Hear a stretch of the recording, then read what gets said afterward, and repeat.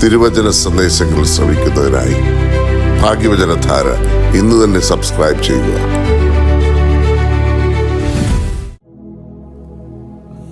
ത്രിയേക ദൈവത്തിൻ്റെ ധന്യ തിരുനാമത്തിന് മഹത്വം ഉണ്ടായിരിക്കട്ടെ. ഭാഗ്യവചനധാരയിലേക്ക് ഏവർക്കും സ്വാഗതം. പൗലോസ് അപ്പോസ്തലൻ ഒരു സങ്കീർത്തനം ഉദ്ധരിച്ചുകൊണ്ട് എഴുതുന്നു: കോപിച്ചാലും പാപം ചെയ്യരുത്. കോപിക്കുന്നത് പാപം എന്നല്ല, അത് പാപത്തിലേക്ക് നയിക്കുമെന്നുള്ളതാണ് സത്യം. അനീതിക്കും അധർമ്മത്തിനും എതിരായി കോപിക്കുന്നത് തെറ്റല്ല. അതിന് ധാർമ്മിക രോഷം എന്ന് പറയും. അതില്ലാതെ പോയാൽ മനുഷ്യത്വം തന്നെ ഇല്ലാതെയാകും. യെരുശലേം ദേവാലയത്തിൽ വെച്ച് യേശുവിൽ പ്രകടമായത് ഈ ധാർമ്മിക രോഷമാണ്. പരീശ വിഭാഗത്തിൻ്റെ കാപട്യവും വഞ്ചനയും യേശുവിൽ കോപമുയർത്തിയ മറ്റൊരവസരമുണ്ട്.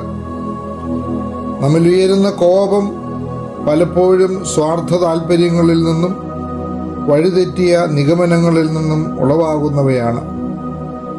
ആത്മശോധനയിൽ കൂടി അതിനെ നിയന്ത്രിച്ചേ മതിയാവും. അല്ലാത്ത പക്ഷം പല അനർത്ഥങ്ങളിലേക്കും നമ്മെ നയിച്ചെന്നു വരും. എന്താണ് കോപം?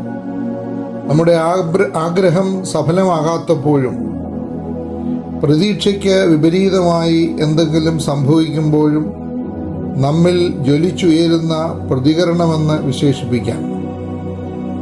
അത് കേവലം നീരസമോ ഈർഷ്യയോ അല്ല, കുറെ കൂടി തീവ്രമായ വികാരമാണ്. തെറ്റായ ചിന്തയിൽ നിന്നും നിഗമനത്തിൽ നിന്നുമാണ് കോപം പലപ്പോഴും ജ്വലിക്കുന്നത്. വികാര തീവ്രതയിൽ ഭ്രാന്തമായ സംഭാഷണത്തിലേക്കും ആക്രോശത്തിലേക്കും എത്തിയെന്നും വരാം. സ്വയനിയന്ത്രണം നഷ്ടപ്പെട്ടു പോകുന്നു. അതുമൂലമാണ് പരുഷമായ ഭാഷയും അരുതാത്ത വാക്കുകളും ഉച്ചരിക്കുന്നത്. അനിയന്ത്രിതമായി വരുമ്പോൾ ദേഹോപദ്രവേൽപ്പിക്കുക, സാധന സാമഗ്രികൾ നശിപ്പിക്കുക, കൈ ചുരുട്ടി മേശയിലും ഭിത്തിയിലും ഇടിക്കുക, ഇങ്ങനെ പല സാഹസങ്ങളും കാട്ടുന്നു. കോപം വരുത്തുന്ന ഭവിഷ്യത്തുകൾ കണക്കിലെടുക്കേണ്ടതാണ്. ശാരീരികമായും മാനസികമായും പ്രശ്നങ്ങൾ ഉളവാക്കുന്നു. രക്തസമ്മർദ്ദം, ഹൃദ്രോഗം, ഉറക്കമില്ലായ്മ ഇവയൊക്കെ സംഭവിക്കാം. മാനസികമായി കുറ്റബോധം, അസ്വസ്ഥത, നിരാശ, സൗഹൃദ തകർച്ചയിൽ നിന്ന് ആശയവിനിമയത്തിനുള്ള പ്രതിബന്ധം ഇവയൊക്കെ സ്വസ്ഥത കെടുത്തുന്നു. യേശുക്രിസ്തു പ്രസ്താവിച്ചു: സഹോദരനോട് കോപിക്കുന്നവനെല്ലാം ന്യായവിധിക്ക് യോഗ്യനാകും. കോപം ഉയർന്നാലും അതിനെ നിയന്ത്രിക്കാനാവണം. പൗലോസ് നൽകുന്ന നിർദ്ദേശം: സൂര്യൻ അസ്തമിക്കുവോളം കോപം വെച്ചുകൊണ്ടിരിക്കരുത്. അതായത് ആ ദിവസം തന്നെ കോപത്തെ നീക്കി അനുരഞ്ജനത്തിൽ എത്തണം.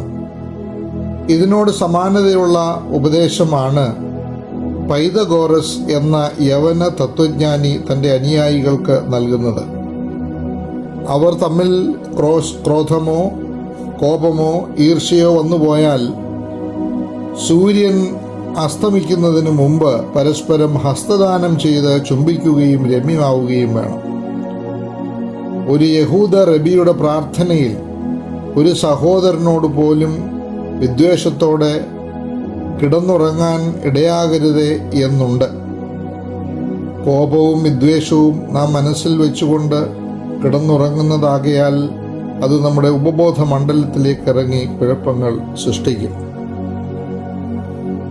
ആയതുകൊണ്ട് ഇതിനെ അതിജീവിക്കുവാൻ തക്കവണ്ണം കോപം ഉയരുന്ന സമയത്ത് മറ്റ് കാര്യങ്ങളിലേക്ക് ശ്രദ്ധയും ചിന്തയും തിരിച്ചുവിടുക. നാം ചിന്തിക്കുന്നത് പോലെയല്ല, നാം വീക്ഷിക്കുന്നത് പോലെയല്ല അവരൻ ചിന്തിക്കുന്നത് എന്ന് ഓർക്കുക. സമാധാനപ്രിയരായി ജീവിക്കുവാനും ക്ഷമിക്കുവാനുള്ള കൃപ തരണമേ എന്ന് ഒരു നിമിഷം പ്രാർത്ഥിച്ചു മുന്നേറുവാനും ദൈവത്തിൻ്റെ പരിശുദ്ധാത്മാവ് നമ്മെ സഹായിക്കട്ടെ എന്ന് പ്രാർത്ഥിക്കുന്നു. എല്ലാവർക്കും ശുഭദിനം ആശംസിക്കുന്നു.